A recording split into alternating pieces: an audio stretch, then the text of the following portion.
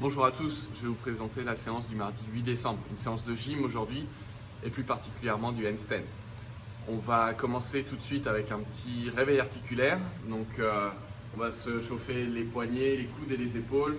Donc, pour les poignets, je vous propose de venir croiser vos doigts ici, serrer les avant-bras et on va faire 10 tours dans un sens et 10 tours dans l'autre sens. Ok? Une fois qu'on aura fait ça, on va venir sur les coudes ici, on va venir tourner les mains vers l'intérieur dans un premier temps, puis vers l'extérieur dans un deuxième temps, d'accord? 10 et 10 dans chaque sens, et ensuite on fera chauffer ici les épaules en cherchant un maximum d'amplitude, vers l'avant, puis vers l'arrière, ok? Pareil, on peut faire 10 et 10. Une fois qu'on aura fait ça, on va venir sur un échauffement spécifique pour lequel on fera 2 tours. On va venir ici s'étirer face à un mur, donc vous allez mettre vos mains à peu près à hauteur d'épaule, ici, bras parallèles au sol. Et on va venir reculer les pieds, éloigner les pieds du mur. On va venir engager la tête ici entre les bras. Chercher à pousser le sternum vers le sol. D'accord, évitez de pousser avec votre tête vers le sol. On cherche vraiment à descendre la cage thoracique. Donc ici, cherche un maximum d'amplitude. On va faire ça 5 fois. Essayez d'expirer ici, relâchez, inspirez. On souffle.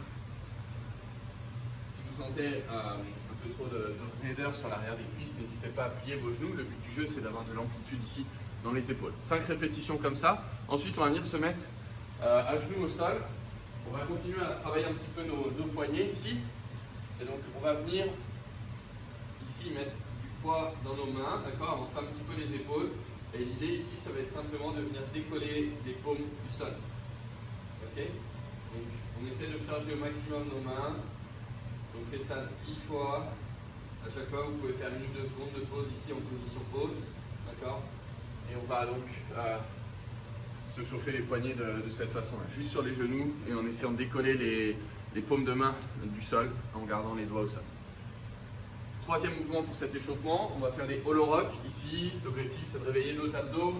Donc on va venir ici en position de hollow, bras et jambes tendus, et on va venir ici pousser les pieds vers le sol, les talons vers le sol en cherchant un maximum d'amplitude.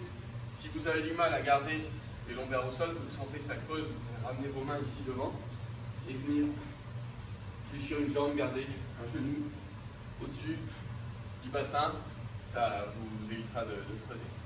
Dernier exercice pour cet échauffement ici, shoulder tap. On va venir se mettre cette fois-ci en position de planche. On enroule le bassin, soit en position de hollow, et ici on va venir transférer son poids d'un bras sur l'autre, d'accord, en essayant de verrouiller à chaque fois ses coudes. Donc on serre fort les abdominaux ici et on vient se repousser le plus fort possible. Ok?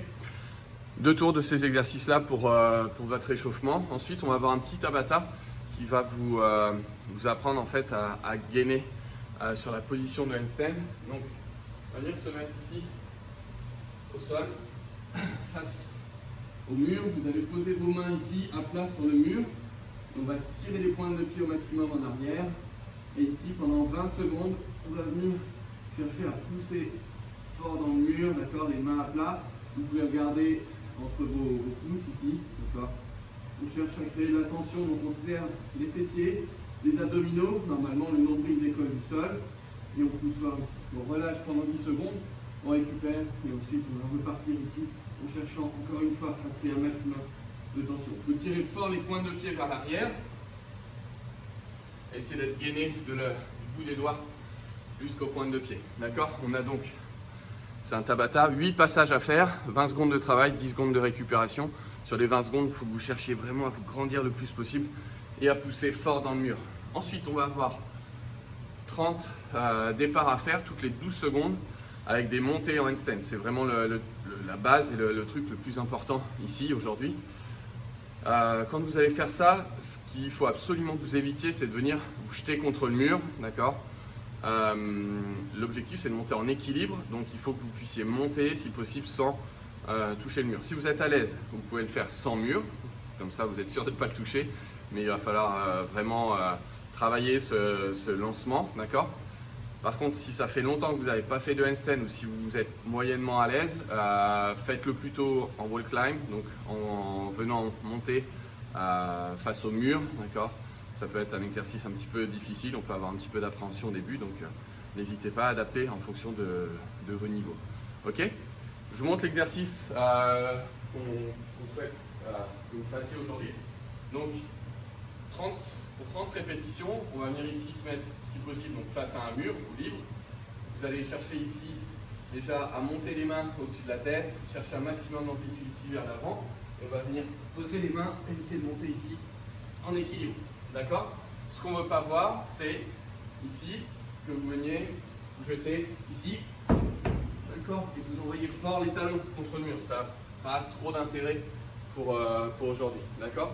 Donc voilà, cherchez à vous gainer, cherchez de l'amplitude. On essaye de monter les pointes de pied le plus haut possible vers le plafond et on se grandit bien. Voilà pour ça. Donc vous le faites soit face au mur, soit libre si vous êtes à l'aise. Je vais vous montrer maintenant l'exercice qu'on peut faire si vous manquez de confiance ou si ça fait longtemps que vous n'êtes pas monté en poirier. Donc ici, on va venir se mettre face au sol. On va faire ce qu'on appelle un wall climb. Donc ici, vous allez faire une pompe et on va chercher ici à monter progressivement. On essaie de rapprocher les mains du mur, d'accord. Et ici, on va essayer de garder les hanches au-dessus des épaules le plus possible. On pousse les pointes de pied vers le plafond et on se grandit, d'accord. Donc, si vous avez des appréhensions, peut-être que vos mains vont rester un peu comme je l'ai montré là, assez loin du mur, d'accord. Si vous êtes plus à l'aise, vous pourrez peut-être vous rapprocher et peut-être que simplement vous aurez les mains à 80 cm du mur et peut-être vous ferez juste une équerre, mais au moins vous aurez pu tester un petit peu de handstand. C'est ce qu'on va faire sur l'exercice suivant. On aura 5 minutes, 4 ou 5 minutes en EMOM, d'accord. Toutes les minutes, vous allez venir faire un wall climb et ensuite on va monter, essayer de tenir sur pousser fort pendant 20-30 secondes en handstand, d'accord. Maximum de temps en handstand. Donc, je vous remontre ici. On va venir donc se mettre comme tout à l'heure ici. On va essayer de rapprocher les mains du mur. Ici, on reste là. On essaie d'engager, on pousse le plus fort possible. On se grandit bien, on engage les épaules. Et on reste dans cette position-là. Pendant 20 à 30 secondes, on a 4 à 5 minutes de travail à faire. 4 à 5 passages, d'accord. Donc, voyez en fonction de votre forme si vous pouvez faire ces tours-là et rester 30 secondes, ce serait absolument parfait. Ok. Dernier petit exercice, ce sera de cross stand, d'accord, la pose du corbeau. Un exercice un petit peu difficile, mais qui va vous permettre d'avoir de bonnes sensations dans les mains notamment. Et ça va vous aider après pour le handstand. Je vais essayer de vous le faire à froid comme ça. Pareil, on va avoir 4 à 5 séries, 4 à 5 passages à faire. L'idée, c'est de tenir un maximum de temps sur ces passages-là. Donc pour le cross-stand ici, on va venir se mettre les mains écartées, largeur d'épaule à peu près. D'accord. On va venir chercher dans un premier temps, passer sur les pointes de pied. Vous allez venir poser vos genoux ici sur les coudes. On va transférer son poids de corps progressivement sur l'avant. Et ici, on va essayer de tenir le maximum de temps. Ici, d'accord, les pieds décollés du sol. Et on essaye de bien se repousser. Je vais essayer de vous le remontrer, je ne suis pas sûr que c'est bien dans la caméra. Donc ici, les mains, largeur d'épaule. On vient essayer de poser les coudes, les genoux sur les coudes. Et progressivement, on va transférer son poids. Il reste ici en équilibre. D'accord. Donc l'objectif, c'est de tenir le plus longtemps possible. Je vous déconseille de parler pendant que vous faites ça.